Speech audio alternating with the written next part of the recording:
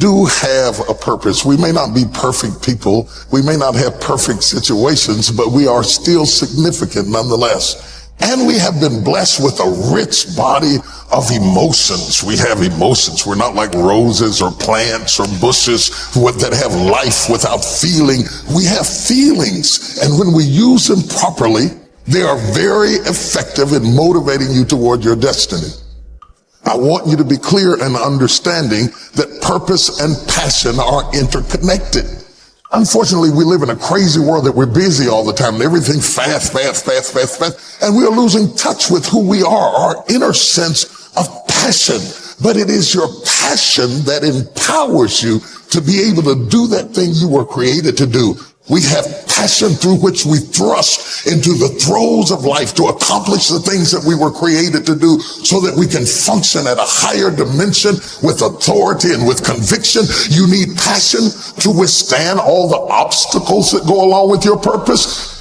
Just because you're living on purpose doesn't mean you're going to have problems. You're going to need thrust to be able to get up off the ground and to step into the field of your dreams. Even if you have not landed on the thing, at least get in the territory of the thing you are dreaming to do and that you hope to accomplish to do. And through that passion, you're able to ignite things you have never ignited before. I hear you, I hear you, I hear you. You're saying, I don't feel a thing.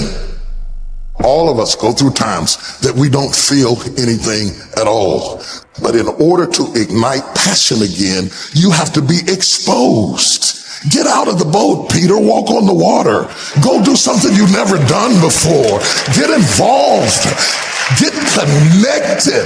Because when you are exposed, you see that there are more options than your contemporary situation at any age. That's the good news about it. You don't have to be cute. You don't have to be pretty. You don't have to be a size 3. You don't have to be a blonde or brunette. You don't have to be 20 or 50. At any age, you can still ignite your purpose through finding your passion. That's good news. What then do we do with the lulls in life? The dark shadows in life. We all have them. The secret pains and burdens that we have in life. Are they in fact distractions from our purpose? Absolutely not. I have never seen anybody who did extraordinary feats that didn't have extraordinary issues. It is the passion that gives you the power you need, but it is the pain from which you have the conviction about it. If you had not been through some pains, you would not have the burning to do what you do. I believe that children are like arrows. They need to be directed. You aim them at the thing you want them to hit, but you don't push an arrow. You pull it away from it. And it is the digression that causes the progression.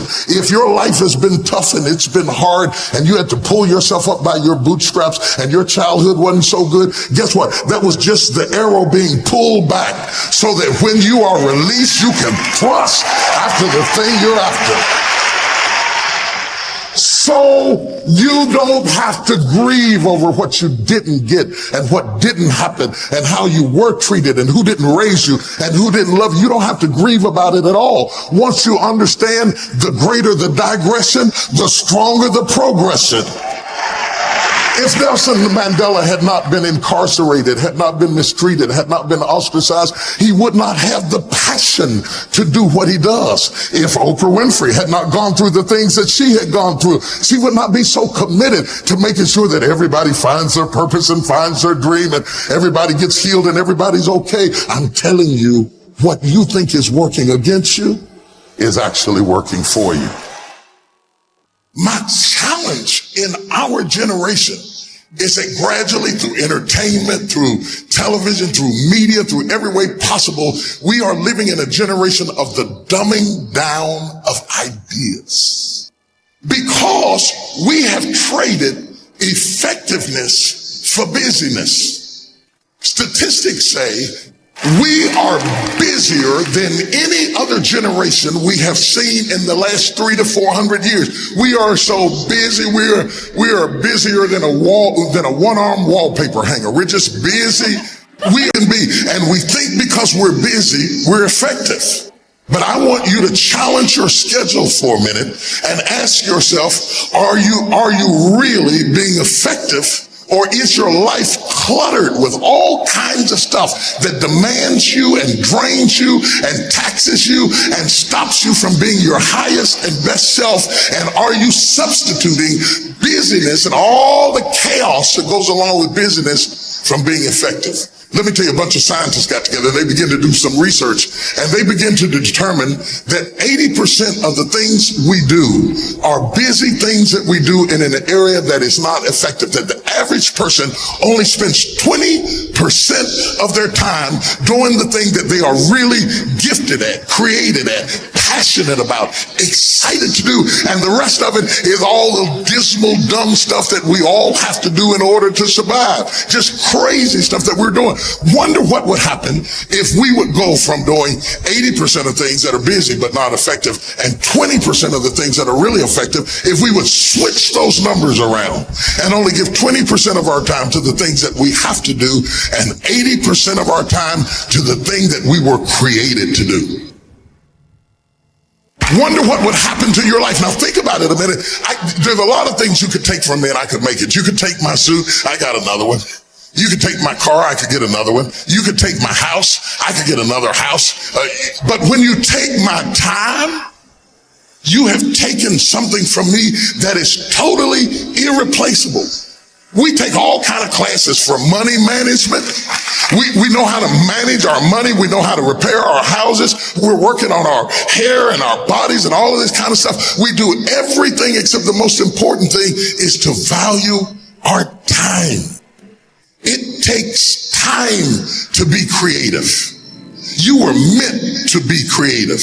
You were created in the likeness and the image of a creator, and in that likeness and in that image, you have creativity. If you had time, you would be creative. But in the absence of time and with busyness and clutter and the phone ring, beep, beep, beep. You all got music playing on your phone, all kinds of stuff. And no matter what kind of song you put on it, after a while you hate to hear it, because every time you hear that sound, you know it's somebody else wanting something else from you that's taking you away from what you are gifted and creative to do.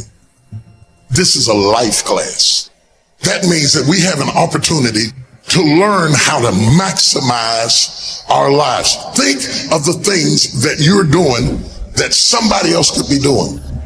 And think of yourself as a precious commodity that you are going to reserve your energy for your highest and best use.